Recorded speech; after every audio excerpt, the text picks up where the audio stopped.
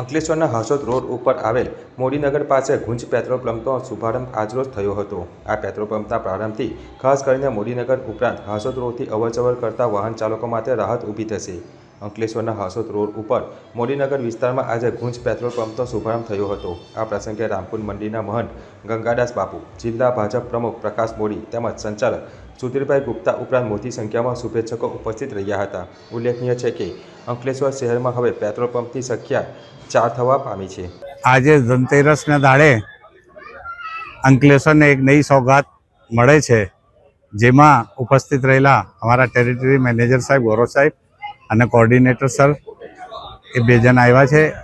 બીપીસીએલને એ સોગાત મળે છે તે આપણા અંકલેશ્વર માટે બહુ સારા સમાચાર છે ને આ શુભ દિવસે જ્યારે ધનતેરસનો દિવસ હોય ત્યારે એનું ઉદ્ઘાટન કરવામાં આવ્યું છે ને બીપીસીએલનું ખાસ મોટું એવું છે કે ટ્રિપલ ટીનો ટ્રસ્ટ, ટ્રાન્સપરન્સી એન્ડ ટેકનોલોજી।